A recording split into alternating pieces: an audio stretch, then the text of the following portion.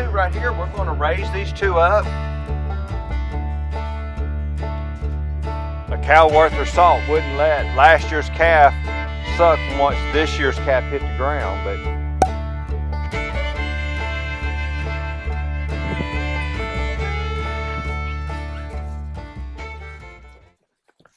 well guys, welcome back to Red River Living. We the 1st of November separated our calves out from their mamas and weaned them off, and they've been apart now 60 days, and we've been to the sale barn since then, and we went ahead and sold 9 of the 11, and we've kept 2 of them. And here's those 2 right here. As much as I've tried to tame them down, as I would, the right word I would use, to where I could actually fool with them a little bit, they still pretty leery of me for some reason. I don't know why. Maybe they know their future. I'm not sure about that. But anyway, these are the 2 we've kept. This one was tagged, and I don't know if Keely can get it in the video or not, but he must have caught his tag in something, and he literally ripped it out of his ear. But this was number 2, and this is our steer. We got him banded young, and this is number 3's calf. And I had to give it to him individually, Jared. Just one piece, hand it to him. Number 3's calf, for whatever reason, I've been trying to hand feed them a little bit, and they just barely taken to it. They're just really cautious. But anyway, today, they've been apart 60 days, and we're going to feed them, and then we're going to go over here to the gate, and we're going to try to call the mama cows up and everything. We've got a bale of hay over here we still want them to feed on, and we're going to just go ahead and reintroduce them all together. Our neighbor's bull is over here with us, so if you notice that there's a bull with us, we must have had one of our cows didn't take back in August, September time frame. And one afternoon we looked out, and all the cows are down here on our, what we call our south end, down here at my side. And we looked up, and we had a cow and a bull on Keely and him side of the fence down there. And Jared come in from hunting, and he called me up and said, "Hey, I'm pretty sure Houdini's come back to visit." And literally both of them were fenced out of the pasture that they both ended up in. So anyway, Houdini's back over here with us. Jeff said just keep him for a while and just feed him. So that's what we're doing with him right now. But anyway, we got these 2 over here. We'll walk up, we'll look at them a little closer. Like I said, I've been piddling with them a little bit, and just trying to I've tried with some bigger cubes, and they just wouldn't take those bigger cubes, so I've been having to bring our creek feed out here, and I've been wanting to scratch on them.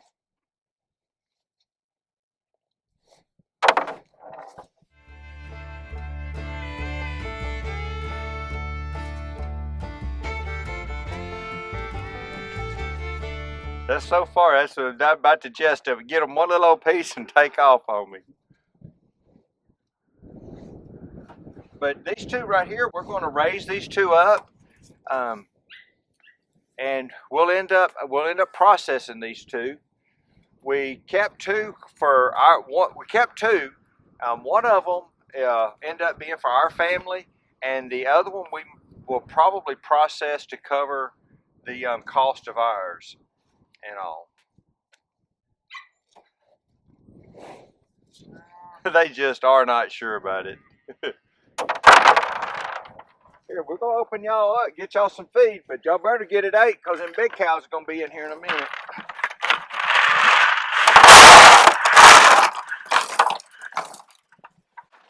I don't know if y'all can tell on the video there, but I've been mixing a little bit of cracked corn in with these, with their feed every day when I feed them. We're going to go out here in the pasture in just a minute. This is one of those things I read basically out of the Joel Salatin book, as far as being the chickens and the cows being in the same pasture. And them basically, hey, the chickens are actually working for us now and spreading the manure out. And I don't know if you can, Keely can pan out here across the pasture just a little bit, and you can just see where the chickens have taken all this manure and broke it up. It's just little bitty clods out here now, which is supposed to be really good as far as, hey, it's like compost in the pasture now. So, but anyway, I put the cracked corn in there to give the chickens some incentive for working for us, for spreading out the cow patties for us.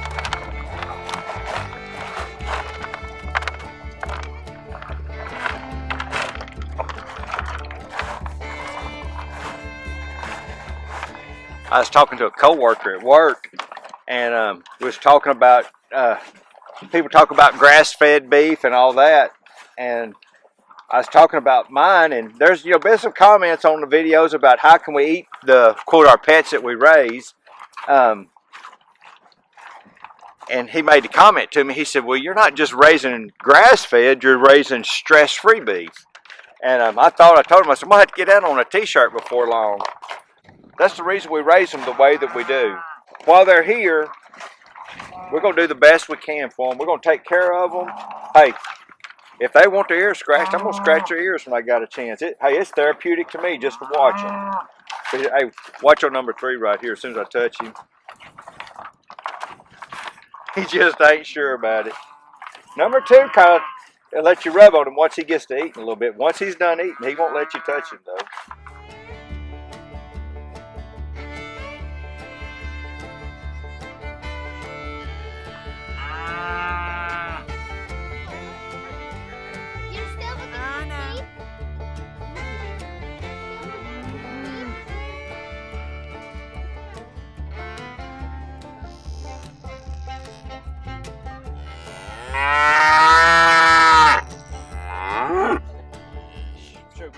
This is what I was wanting to show y'all. This is why I mix that cracked corn in with their feed. Them chickens come up here, and that cow patty now has been spread out everywhere. Hope them little ones get their feet before they get in there. She does look like she's getting a belly in her, doesn't she? She's lopsided. She was sitting real low on one side and just as big as she could be on the other. It's going to be interesting with that. Be something if we have a more little white face on them.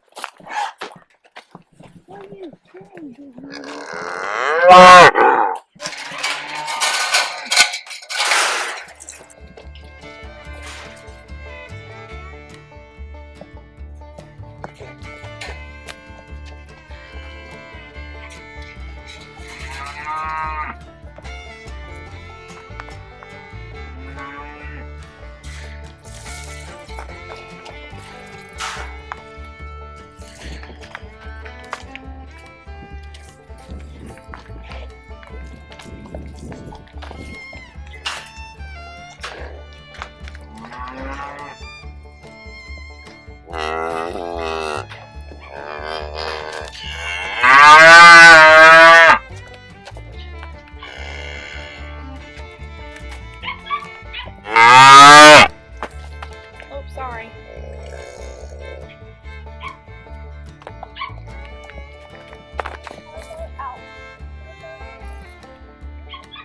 You counted them?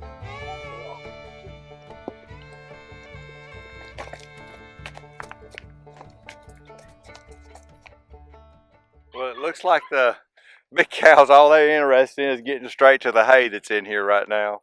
We were going to put a hay out down on the Jared and Keely's end, and that's when we made the decision. We thought, well, we'll just move them down here, let them come in. There's a bale of hay already in here, and we wouldn't have to move a bale of hay today.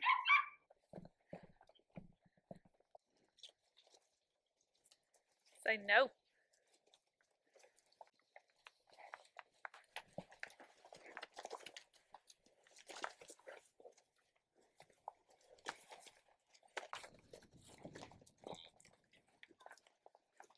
The boys don't need to be over here.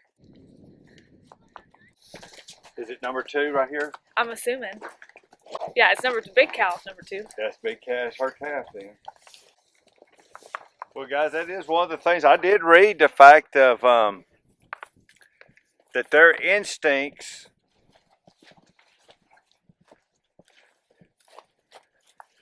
that, hey, she's dried up, but he still knows which one's his mama. And that's number 2, just sure as the world. But the one thing it did say that a cow worth her salt wouldn't let last year's calf suck once this year's calf hit the ground. But it looks like he's determined to find out if she's dried up or not. I guess this may not work like I thought it would. I may have to separate them and keep them apart longer. I was hoping to be able to turn them all in together, but I'll watch this a little bit longer. And if they don't settle down pretty quick here, I may try to get the big cows separated from the little ones. And what I find interesting is number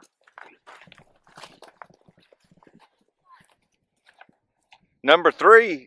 This calf, he's just standing out there all by himself over here. He's not trying to suck at all. The best I can tell, he hadn't tried to figure out which one's his mama yet.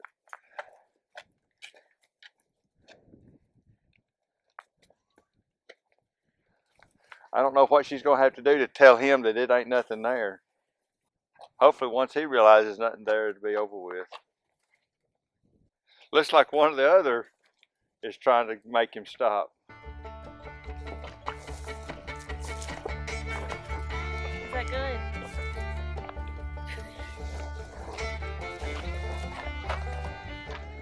Better not do that, Bubba.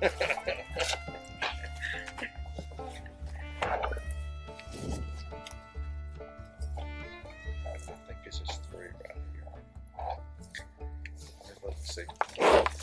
Yes. That's number 3.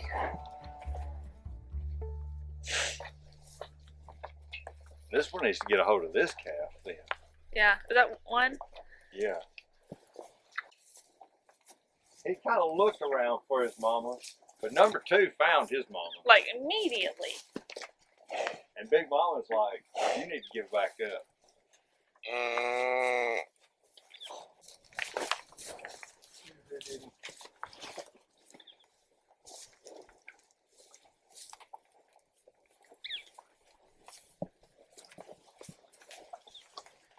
She made her way all the way back around. Well, guys, we've got them all moved in together right here.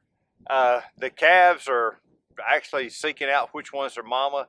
Number 3's calf has really stayed off to the side. Number 2 figured out real quick which one was his, and he ain't too sure that he can't get some milk right now. But anyway, she's walked out here to the pasture out behind me right here. I don't know if he's realized that or not, or if he thinks she's up here around the ring, but he's standing right off here to the side of me right now. But he's got that puzzled look, like he thinks his mama should have him some milk still. We'll see how this goes. We'll leave them here in this pen pasture here for tonight, and I'll watch them tomorrow. And if it doesn't look like, hey, if he's just chasing her around and trying to continue to suck, then we'll separate them back out, and I'll just keep the calves separated here in the side pasture a little bit longer. Well, guys, as always, we appreciate y'all watching and seeing what's going on here in the wintertime here at Red River Living. We'd appreciate it if you'd like and subscribe, and we'll see y'all next time.